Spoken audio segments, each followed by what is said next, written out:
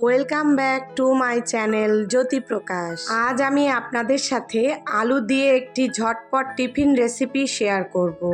একটি গামলায় 1 কাপ পরিমাণ আটা নিয়ে তাতে সামান্য পরিমাণে লবণ ও তেল দিয়ে ভালো করে মিশিয়ে নেব। মেশানো হয়ে গেলে অল্প অল্প পরিমাণে পানি যোগ করে একটি ডো তৈরি করে নেব।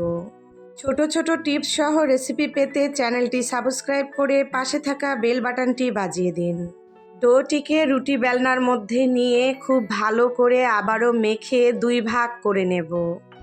একটি ভাগ নিয়ে তাতে সামান্য পরিমাণে শুকনো আটা দিয়ে রুটির মতো করে বেলে নেব। 250 গ্রাম পরিমাণ আলু ভালো মতো সিদ্ধ করে একটি গামলায় ম্যাশ করে নেব। ম্যাশ করা আলুর মধ্যে একে একে পেঁয়াজ কুচি, কাঁচা মরিচ কুচি, আদা রসুন বাটা, জিরার গুঁড়া, ধনিয়া গুঁড়া, গরম মশলার গুঁড়া, গোলমরিচের গুঁড়া, সামান্য পরিমাণে চিলি ফ্লেক্স, লবণ ও ধনিয়া পাতার কুচি দিয়ে খুব ভালো করে মাখিয়ে নেব। আপনার রান্নাটি পারফেক্ট করতে ভিডিওটি না টেনে শেষ পর্যন্ত দেখুন। সামান্য পরিমাণে সরিষার তেল দিয়ে দেব যাতে মশলাটা আঠালো না হয়।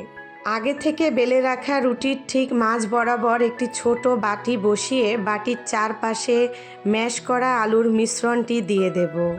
সবশেষে বাটিটি তুলে নিয়ে একটি চাকু দিয়ে পিস পিস করে কেটে নেব। আপনারা আপনাদের পছন্দের কী রেসিপি দেখতে চান তা জানিয়ে কমেন্ট করতে পারেন। আমি আমার পরবর্তী ভিডিওতে আপনাদের অনুরোধের রেসিপি দেবার চেষ্টা করব। কেটে নেওয়া পিসগুলোকে শেষ প্রান্ত থেকে ধীরে ধীরে রোল করে নেব। রোল করা হয়ে গেলে শেষ প্রান্তে সামান্য পরিমাণে পানি দিয়ে মুখটা ভালো করে আটকে দেব। একইভাবে সবগুলো রোল তৈরি করে নেব। আপনারা চাইলে রোলগুলো তৈরি করে নিয়ে ফ্রোজেন করে রাখতে পারেন। একটি এয়ারটাইট বক্সে তেল মাখিয়ে রোলগুলো সব তুলে মুখ বন্ধ করে ফ্রিজে রেখে দেব। পরবর্তীতে একটি কড়াইতে পরিমাণ মতো তেল নিয়ে ভালো মতো গরম করে একটি ডিম নিয়ে তাতে সামান্য পরিমাণে লবণ দিয়ে ফেটিয়ে নিয়ে একটি একটি করে রোল ডিমের মধ্যে কোট করে নিয়ে তেলে ছেড়ে দেব। সবগুলো রোল ছেড়ে দেওয়া হয়ে গেলে রোলগুলো ভালো মতো উল্টে পাল্টে ভালো করে ভেজে নেব।